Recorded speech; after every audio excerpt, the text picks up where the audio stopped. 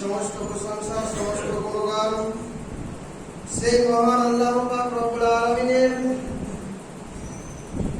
যিনার অশেষ রহমতে আজকে আমরা এই পবিত্র জুমার দিনে একসঙ্গে একত্রিতভাবে যিনার ইবাদত বান্দেগী করার জন্য উপস্থিত হতে পেরেছি। এই জন্য আমরা সকলেই যিনার সংক্ষিপ্ত আকারে প্রশংসা করে বলি আলহামদুলিল্লাহ। অগণিত দুরূদ ও সালাম বর্ষিত হোক আমাদের প্রিয় নবী, বিশ্ব নবী, বিশ্ব নেতা রাহমাতুল লিল আলামিন, যিনার প্রতি শত কোটি দুরূদ ও সালাম বর্ষিত হোক। আল্লাহুম্মা আমিন। আল্লাহুম্মা সাল্লি আলাইহি, আল্লাহুম্মা বারিক আলাইহি। সম্মানিত উপস্থিতি, আজকে যে আমি আপনাদের সামনে যে বিষয়টি নিয়ে আলোচনা করব সেটি হচ্ছে কবর। এর আগের সপ্তাহে আমরা আলোচনা করেছিলাম মরণ বিষয়ে। মানুষের মৃত্যুর পর যে জগৎটি রয়েছে সেটির নাম হচ্ছে আলামে বারজাখ অর্থাৎ কবর। মানুষের মৃত্যুর পর কিয়ামত হওয়ার আগে পর্যন্ত যে সময়টি মানুষ কবরের মধ্যে থাকে, সে কি অবস্থায় থাকবে, কিভাবে থাকবে, এই বিষয়ে আলোচনা করবে ইনশাআল্লাহ। মানুষের মৃত্যুর পর সবচাইতে ভয়াবহ কঠিনতম তিনটি স্থান রয়েছে মানুষের মৃত্যুর পর। তার মধ্যে সবচাইতে জঘন্যতম কঠিন শাস্তিদায়ক স্থান হচ্ছে কবর। সেই কবরের মধ্যে মানুষ যদি চলে যায়, সেখানে কারোর কিছু করার থাকে না। অসহায় একাই সেই অন্ধকার ঘরের মধ্যে থাকতে হয়। সেখানে কোনো উপকার আসবে না, একাই থাকতে হবে, অসহায়, কিছু করার থাকবে না। সেই জীবনটাকে বলা হয় আলামে বারজাখ অর্থাৎ কবরের জীবন।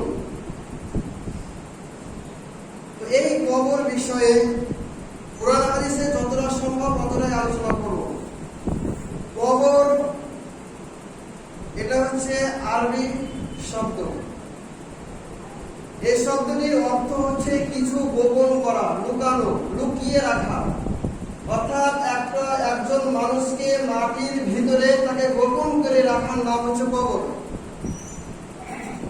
কবরের ইতিহাসটা কি, কোথা থেকে কবরের প্রচলন শুরু হয়েছে?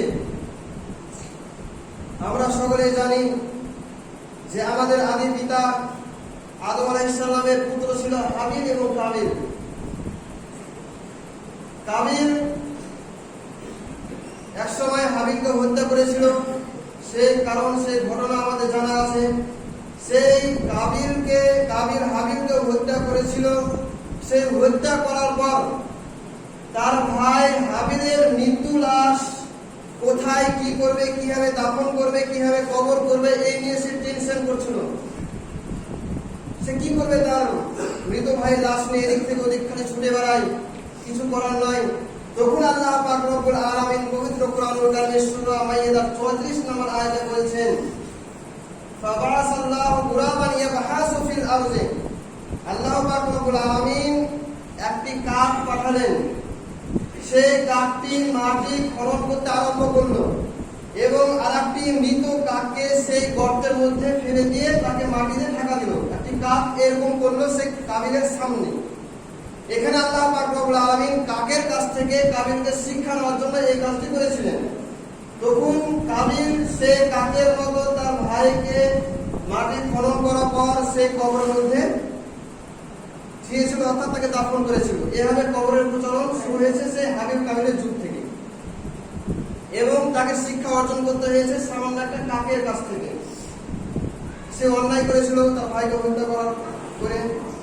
যাই হোক, তো মানুষকে যখন কবরে রাখা হয়, আমরা সকলেই জানাজা সালাত আদায় করি। সালাত আদায় করার পর তাকে যখন আমরা কবরের মধ্যে রেখে দিলাম, সে মৃত ব্যক্তিকে রেখে দেওয়ার পর তার অবস্থাটা কেমন থাকে, সে কি করে?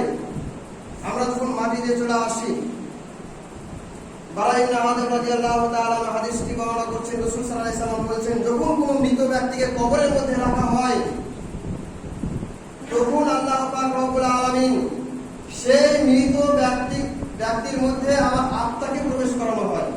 আর আজকে আমরা যেভাবে নামাজ পড়তে এসেছি, জিন্দা মানুষ কথা বলছি, সব রকম কাজ করছি, সেরকম ভাবে সে মৃত ব্যক্তিকে আবার জিন্দা করা হয় কবরের মধ্যে। জিন্দা করার পর দুইজন ফেরেশতা আসে। ফেরেশতা আসার পর সেই ব্যক্তিকে বসানো হয়। বসার পর সেই ফেরেশতারা তাকে কিছু প্রশ্ন করে, কয়েকটা প্রশ্ন করে সেই মৃত ব্যক্তিকে। সে মৃত ব্যক্তি যদি ইমানদার হয়, মুমিন হয়, পৃথিবীর বুকে যদি কোরআন হাদিস মেনে চলে, যদি আল্লাহর হুকুম আহকামকে মেনে চলে, রাসূল সাল্লাল্লাহু আলাইহি ওয়াসাল্লামের চরিত্রকে যদি নিজের মধ্যে বাস্তবায়ন করতে পারে, এরকম যদি মানুষ হয়, তাহলে সেই সব উত্তর দিয়ে দিতে পারবে। তাকে প্রথমে প্রশ্ন করা হবে, মান রব্বুকা, তোমার রব কে? তাকে জিজ্ঞাসা করা হয়, ইমানদার মানুষ হলে সব উত্তর দিয়ে দিবে যে আমার রব হচ্ছে আল্লাহ। দ্বিতীয় নম্বর প্রশ্ন করা হবে, মা দিন, তোমার দিন কি ছিল, তোমার ধর্ম কি ছিল? তাকে প্রশ্ন করা হবে। সে ব্যক্তি বলবে আমার ধর্ম ছিল ইসলাম। 3 নম্বরে প্রশ্ন করা হবে, মান নবিয়ুকা, তোমার নবী কে ছিল? অথবা এরকম ভাবে তাকে জিজ্ঞাসা করানো হবে, আল্লাহর নবীকে দেখানো হবে যে এই ব্যক্তি সম্পর্কে তুমি কি ধারণা পোষণ করতে, এরকম ভাবে প্রশ্ন করা হবে। তখন সে ব্যক্তি যদি সঠিক ব্যক্তি হয়, প্রকৃতপক্ষে মুসলিম হয়, সে ব্যক্তি উত্তর দিলে এটি হচ্ছে রাসূল সাল্লাল্লাহু আলাইহি সাল্লাম। এভাবে 3টি প্রশ্নের উত্তর দিয়ে দিবে। তখন ফেরেশতারা আরেকটি প্রশ্ন করবে, 4 নম্বর। তাকে প্রশ্ন করা হবে যে তুমি যে 3টি প্রশ্নের উত্তর দিলে কিভাবে উত্তর দিতে পারলে? তুমি এই বিষয় কোথায় জানলে? কিভাবে তুমি জানতে পারলে? সে ব্যক্তি বলবে আমি কোরআন পড়েছিলাম, হাদিস পড়েছিলাম, আল্লাহ রাসূলের আইনকে মেনেছিলাম, কোরআন হাদিস আইন মেনে নিজের মধ্যে বাস্তবায়ন করেছিলাম, পৃথিবীর বুকে সালাত আদায় করেছিলাম, আল্লাহর হুকুমকে মেনে চলেছিলাম, এরকম কথা বলবে। তার জন্য আজকে আমি এই কবরের প্রশ্নগুলি উত্তর দিতে পারলাম। সেই সময় আল্লাহ পাক রব্বুল আলামিন আসমানের উপর থেকে বলবেন যে আমার বান্দা সঠিক উত্তর দিয়েছে, তার কবরের মধ্যে জান্নাতের বিছানা বিছিয়ে দাও এবং তার শরীরের মধ্যে জান্নাতের পোশাক পরিধান করিয়ে দাও। এরকম ভাবে আল্লাহ পাক রব্বুল আলামিন আদেশ করবেন ফেরেশতাদেরকে। তারপর আল্লাহ তাআলা বলবেন কবরের মধ্যে একটি দরজা খুলে দাও জান্নাতের দিকে, যেন সে একটি জান্নাত দেখতে পায়। এভাবে সেই ইমানদার ব্যক্তি, মুমিন ব্যক্তি এরকম সুখের শান্তিতে কবরের মধ্যে ঘুমাতে থাকবে আরামে। আর যদি কাফের হয়, যদি আল্লাহর আইনকে না মানে, যদি 5 ওয়াক্ত সালাত আদায় না করে, যদি কোরআন হাদিস আইন নিজের মধ্যে বাস্তবায়ন না করে, রাসূলের চরিত্র যদি নিজের মধ্যে বাস্তবায়ন না করে, নিজের ইচ্ছা মতো যদি পৃথিবীতে ঘুরে বেড়ায়, তাহলে সেই ব্যক্তিকে প্রশ্ন করা হবে, একটা প্রশ্নের উত্তর দিতে পারবে না। যখন প্রশ্নের উত্তর দিতে পারবে না, তখন উপর থেকে একজন বলবে সেই ব্যক্তিকে জাহান্নামের পোশাক পরিধান করিয়ে দাও। আচ্ছা বলেন তো, জাহান্নাম খারাপ জায়গা, সে জাহান্নামের আগুনের পোশাক যদি কোনো ব্যক্তিকে পরানো হয়, তাহলে তার অবস্থাটা কেমন হবে? সেই পোশাক পরিধান করা হবে সেই ব্যক্তিকে। তারপরে বলা হবে সেই ব্যক্তিকে জাহান্নামের বিছানা বিছিয়ে দাও। তারপরে বলা হবে কবরের মধ্যে একটি দরজা খুলে দাও, সেখানে জাহান্নামের আগুন, জাহান্নামের যেন আজ তার কবরের মধ্যে প্রবেশ করতে থাকে, এরকম তাকে শাস্তি দেওয়া হবে। শুধু এটাই নয়, তারপরে আল্লাহ রাসূল আরো বলছেন যে একজন ফেরেশতা আসবে, অন্ধ ফেরেশতা এবং বধির, কানে শুনতে পায় না, এরকম একজন ফেরেশতা নিযুক্ত করা হবে তার কবরের মধ্যে। সেই বেঈমান কাফের যে প্রশ্নের উত্তর দিতে পারবে না, সেই ব্যক্তির কবরে। এবং সেই ফেরেশতার হাতে একটা হাতুড়ি থাকবে, বড় লোহার হাতুড়ি থাকবে। সেই হাতুড়ির এতটাই পাওয়ার, যদি পৃথিবীর বুকে কোনো পাহাড়কে আঘাত করে, সেই পাহাড় চূর্ণ বিচূর্ণ হয়ে যাবে, এরকম একটি হাতুড়ি সেই ফেরেশতার হাতে থাকবে। এবং সেই ফেরেশতা সেই হাতুড়ি দিয়ে সেই ব্যক্তিকে আঘাত করবে। তাহলে সেই ব্যক্তি যদি আঘাত করে, তাহলে অবস্থাটা কেমন হবে? সে মাটির সঙ্গে মিশিয়ে যাবে। আবার আল্লাহ তাআলা তাকে জিন্দা করবেন, আবার তাকে হাতুড়ি বাড়ি মারা হবে। এরকম ভাবে তাকে শাস্তি দিতেই থাকবে কিয়ামত পর্যন্ত, যতদিন পর্যন্ত কিয়ামত না হবে। যদি সে ব্যক্তি কাফের, বেঈমান হয়, আর যদি সে ব্যক্তি প্রকৃতপক্ষে মুসলিম হয়, তাহলে সে ব্যক্তি আরামে জান্নাতের মধ্যে সেই কবরের মধ্যে ঘুমিয়ে থাকবে কিয়ামত পর্যন্ত। এরকম শাস্তি, এরকম আরাম আছে কবরের মধ্যে। এবার আছে আরেকটা হাদিস। আল্লাহ রাসূল সাল্লাল্লাহু আলাইহি সাল্লাম বলেছেন, যদি সে ব্যক্তি জান্নাতি হয়, তার সামনে সকাল এবং বিকাল এই 2 টাইমে তার সামনে জান্নাত পেশ করানো হবে। আর যদি জাহান্নামী হয়, তার সামনে জাহান্নাম পেশ করা হবে সেই কবরের মধ্যে। কারণ মানুষ যখন মারা যায়, তখন কিন্তু জান্নাত জাহান্নামে যায় না, সে কবরের শাস্তি ভোগ করতে থাকে, আলাদা বারজাখ মানে কবরের মধ্যে থাকে। জান্নাত জাহান্নাম যাবে কিয়ামতের পরে। এখন কিন্তু কেউ জান্নাত জাহান্নামে নাই, এখন শাস্তি ভোগ করছে কবরে, আরামে আছে কবরের মধ্যে। এবার আসি যে কবরের আযাব সত্যি না মিথ্যা। কবরের আযাব কি সত্যি হবে? হাদিস থেকে বুঝলাম তো কবরের আযাব তুলে আপনাদের সামনে। আয়েশা রাদিয়াল্লাহু তাআলা আনহা, আল্লাহ রাসূল সাল্লাল্লাহু আলাইহি ওয়াসাল্লামের স্ত্রী, একজন মহিলা, ইহুদি মহিলা আয়েশা রাদিয়াল্লাহু তাআলা আনহাকে বলছেন, আল্লাহ যেন আপনাকে কবরের আযাব থেকে পরিত্রাণ দান করেন। এরকম কথা বললেন আয়েশা রাদিয়াল্লাহু তাআলা আনহাকে। তো আয়েশা রাদিয়াল্লাহু তাআলা আনহা ভাবলেন যে কবরের আযাব হবে। তখন আল্লাহ রাসূলকে জিজ্ঞাসা করেন, হে আল্লাহ রাসূল, কবরের আযাব কি সত্য কবরের আযাব হবে? তখন আল্লাহ রাসূল সাল্লাল্লাহু আলাইহি ওয়াসাল্লাম বলেন, সত্যি কবরের আযাব হবে।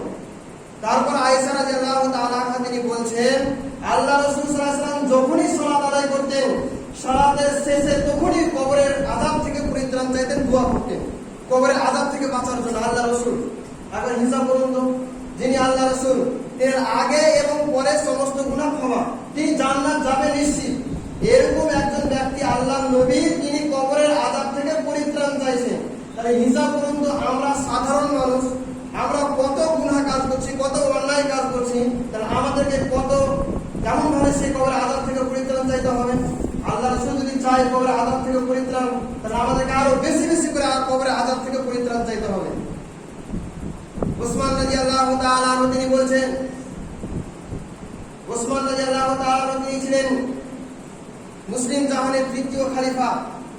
তিনি যখন কবরের পাশ দিয়ে যেতেন বা কবরের কাছে থাকতেন, তখন কান্না শুরু করতেন। তখন তাকে একদিন প্রশ্ন করা হলো, তুমি এই কবরের আযাব, কবর দেখে তুমি এত কান্না করে কেন? আর জাহান্নামের আযাব শুনে তুমি কান্না করছো না, আর কবরের আযাব শুনে তুমি কান্না করছো, ব্যাপারটা কি? তখন উসমান রাদিয়াল্লাহু তাআলা বলেছেন, রাসূল সাল্লাল্লাহু আলাইহি ওয়াসাল্লাম বলেছেন, মানুষের মৃত্যুর পর সবচেয়ে জঘন্যতম স্থান হচ্ছে কবর। কেউ যদি কবরে ফেল করে যায়, কবরের প্রশ্নের উত্তর যদি দিতে না পারে, তাহলে কবরের পরে যে আরো 3-4টি স্থান রয়েছে, সেগুলো তার জন্য কঠিন হয়ে যাবে, তার জন্য জাহান্নাম যাবে। আর যদি কবরের প্রশ্নের উত্তর দিতে পেরে যায়, তাহলে বাদ বাকি যে কিয়ামত রয়েছে, হাসরের মাঠ রয়েছে, জাহান্নাম রয়েছে, এগুলো সবই পাস করে যাবে। তার জন্য কবর থেকে এত ভয় করতেন, তিনি কান্না করতেন। তাহলে ওসমান রাদিয়াল্লাহু তাআলা আনহু তিনি একজন জান্নাত প্রাপ্ত সাহাবী, তিনি বেঁচে থাকাকালীন জান্নাত যাবে এরকম সুসংবাদ পেয়েছিলেন। এরকম একজন সাহাবী, তিনি কবরকে দেখে কান্না করতেন। তাহলে আমরা সাধারণ মানুষ, আমরা কত গুণগার, তাহলে আমাদের কেমন হয় সে কবর আযাব থেকে পরিত্রাণ চাইতে হবে। আমরা কবরে যখন আমরা কবরস্থানে যাই, কোনো মানুষকে জানাজা আদায় করি, যখন আমরা দাফন করতে যাই, তখন কিন্তু আমাদের কারো কান্না আসে না। কবরস্থানে গিয়ে আমরা গোল গোল করে বসে গল্প করি, আলোচনা করি, কার ব্যবস্থা কেমন চলছে, কার বাড়ির অবস্থা কেমন আছে, কে কি করবে, কে কোথায় গেছে, এরকম আলোচনা করি। কবরস্থানে গিয়েও কবর দেখেও আমাদের মনটা নরম হচ্ছে না, এতটা কঠোর হয়ে গেছে আমাদের অবস্থাটা। আর আল্লাহ রাসূল সাল্লাল্লাহু আলাইহি ওয়াসাল্লাম এবং তার সাহাবারা কবর দেখে কান্না করতেন। একজন সাহাবী, আল্লাহ নবীও তিনি কান্না করতেন, সে কবর থেকে আল্লাহর কাছে পরিত্রাণ চাইতেন। আর আমরা যে সাধারণ মানুষ, আমাদের এই কবরে সে আযাব থেকে ভয় করতে হবে এবং সেই কবরের আযাব থেকে আমাদেরকে পরিত্রাণ চাইতে হবে। এবার আসি, কবরে আযাব কেন হয়? কবরে আযাব হওয়ার কারণটা কি? কি কারণে কবরে আযাব হয় মানুষের মধ্যে? মানুষের যখন মানুষকে যে মাটি দিয়ে আসে কবরের মধ্যে লেখা আছে, কবরে আযাব কেন হয়? একটা জিনিস এরকম, অমুসলিমদের যেমন কবরে শাস্তি হবে, মুসলমানদের মধ্যেও কবরে শাস্তি হবে। যারা মুসলমান রয়েছে তাদের কিন্তু কবরে শাস্তি হবে। শাস্তি হওয়ার কারণ রয়েছে, 2-1টি কারণ রয়েছে শাস্তি হওয়ার। বড় বড় তো অনেক কারণ রয়েছে, কাবিরা গুনাহ করলে মানে এটা তো কবরে শাস্তি হবে। কিন্তু এমন কিছু জিনিস রয়েছে, ছোটখাটো জিনিসের জন্য কবরে কি হয়, শাস্তি হয়। 1 নম্বর হচ্ছে পেশাব থেকে পবিত্র না হওয়ার জন্য। এমন ব্যক্তি আছে, কোরআন হাদিসের সব আইন মেনে চলে, 5 ওয়াক্ত সালাত আদায় করে, তাহাজ্জুদের সালাত আদায় করে, হজের সময় হজ করে, রমজান মাসে সিয়াম আদায় করে, আল্লাহর আইনকে ভালোভাবে মেনে চলার চেষ্টা করে। কিন্তু সেই ব্যক্তি পেশাব থেকে ভালোভাবে পবিত্র অর্জন করতো না, মানে অলস মানে সঠিকভাবে পবিত্র অর্জন করতে পারতো না। এরকম ব্যক্তি কিন্তু কবরে আযাব হবে। আল্লাহ রাসূল সাল্লাল্লাহু আলাইহি ওয়াসাল্লাম একদিন মক্কা কিংবা মদিনার মধ্যে একটি বাগানের পাশ দিয়ে হেঁটে যাচ্ছিলেন। দেখছেন যে 2 জন ব্যক্তির কবরে আযাব হচ্ছে। তো আল্লাহ রাসূল বলেছেন, এদের যে আযাব হচ্ছে বড় কোনো কারণের জন্য আযাব হয় না, ছোট ছোট কারণের জন্য কবরে আযাব হচ্ছে। কি কারণ? একজন ব্যক্তি পেশাব থেকে পবিত্র হতো না, যেখানে পেত সেখানে পেশাব করতো, ঠিক ভালো জায়গায় পেশাব করতো না। 2 নম্বর হচ্ছে আরেকজন ব্যক্তি গীবত করতো, চুগল ছিল, মিথ্যাবাদী ছিল, মানুষের মাঝে ঝামেলা সৃষ্টি করত। এই 2 শ্রেণীর ব্যক্তির কবরে আযাব হচ্ছে। তাহলে এবার হিসাব করুন, এই দুটো বিষয় আমাদের সমাজের মধ্যে আছে না নাই? গীবত, পরনিন্দা, চুগলখোর, মানুষের মধ্যে ঝামেলা সৃষ্টি করা, মিথ্যা কথা বলা, কোন মানুষের দুর্নাম করা যায়, কোন মানুষটাকে সমাজের মধ্যে নিকৃষ্ট করা যায়, এরকম চিন্তা ভাবনা মানুষের অনেক বেশি। যেখানে দেখবেন অনেক মানুষ একসঙ্গে বসে থাকে, দেখবেন হয় কারো গীবত করছে না কারো পরনিন্দা করছে। 5 ওয়াক্ত সালাত আদায় করছে, মসজিদ থেকে বেরিয়ে গিয়ে দোকানে বসে গিয়ে অন্যজনের গীবত করতে আরম্ভ করলো, এরকম ব্যক্তির কবরে আযাব হবে। দ্বিতীয় নাম্বার হচ্ছে কি, সুদখোর এবং ঘুষখোর। এমন আছে যে 5 ওয়াক্ত সালাত আদায় করে ঘুষের সঙ্গে জড়িত আছে, সুদ খায়, ঘুষ খায়, এরকম অন্যায় কাজের সঙ্গে অনেক মানুষ জড়িত রয়েছে।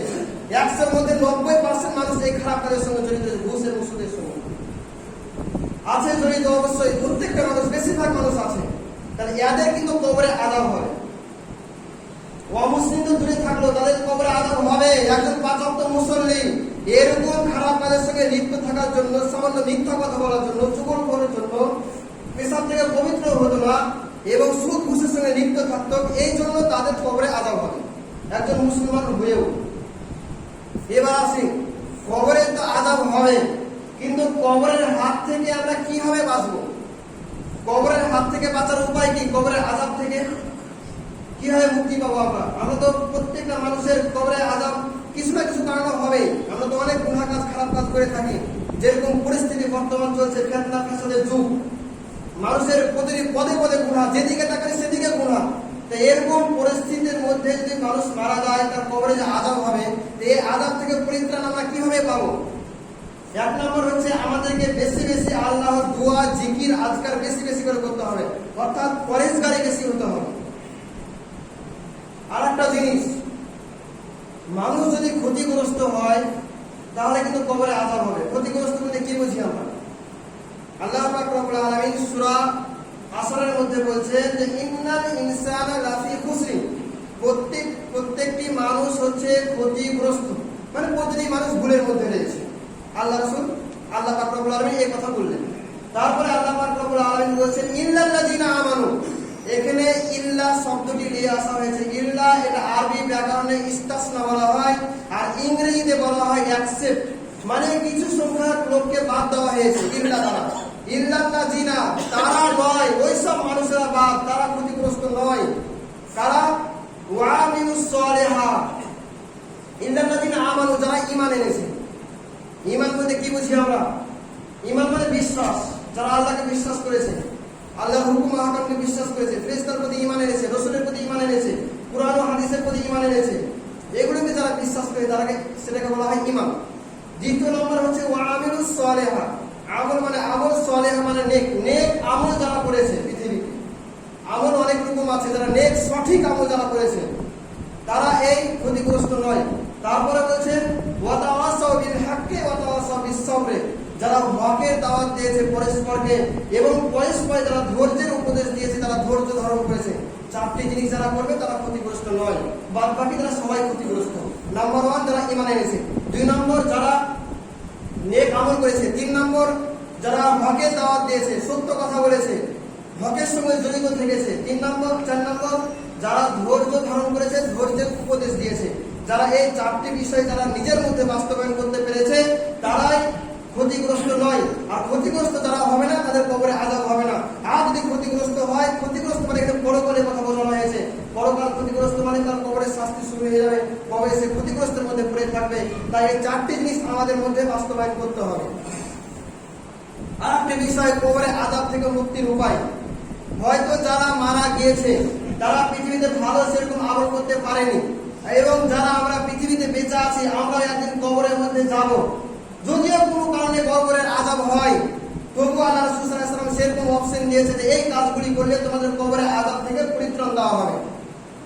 আল্লাহ রাসূল সাল্লাল্লাহু আলাইহি ওয়াসাল্লাম হাদিস, আল্লাহ রাসূল সাল্লাল্লাহু আলাইহি ওয়াসাল্লাম বলেছেন ইযা মাতাল ইনসানু ইনকাতা আনহু আমালুহু, যখন কোনো মানুষ মারা যায় তার সমস্ত আমল বন্ধ হয়ে যায়, ভালো কাজ, ভালো নেকি সবকিছু বন্ধ হয়ে যায়। তারপরে আল্লাহ রাসূল বলেছেন ইল্লা সালাসাতিন, 3টি আমল বাদ দিয়ে। 3টি আমল কিন্তু বন্ধ হয় না।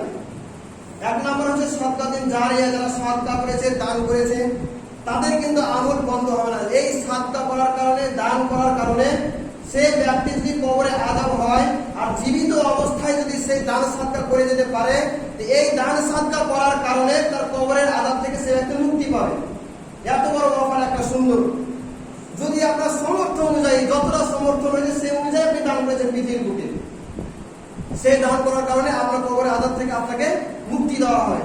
তারপরে বলছেন জ্ঞান, শিক্ষা।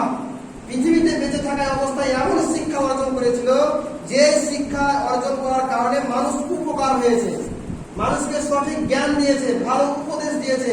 এরকম শিক্ষা অর্জন করে যদি পৃথিবীর বুক থেকে বিদায় নিতে পারে, কবরে যদি আযাব হয়ে যায়, তাহলে সেই শিক্ষা দেওয়ার কারণে মানুষকে, তার কারণে কবরের আযাব থেকে তাকে পরিত্রাণ দেওয়া হবে।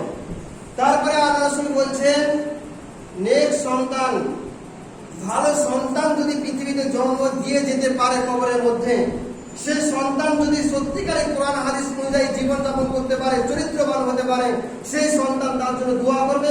এই সন্তানকে এরকম ভাবে মানুষ করার কারণে সেই ব্যক্তির কবরের আযাব থেকে পরিত্রাণ পাবে। এই 3-4টি কাজ করলে তার কবরের আযাব থেকে তাকে মুক্তি দেওয়া হবে।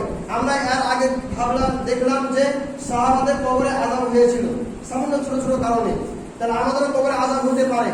তাই এমন কিছু করুন পৃথিবীতে বেঁচে থাকা অবস্থায় যেন কবরে আযাব হলেও যেন সেই কবরে আযাব থেকে পরিত্রাণ পাওয়া যায়। তার মধ্যে দান সাদকা, এই কাজগুলি বেশি বেশি করে করেন, সমর্থ অনুযায়ী করেন, দেখবেন আপনার কবরে আযাব হলেও মুক্তি পেয়ে যাবেন সেই কবরের আযাব থেকে।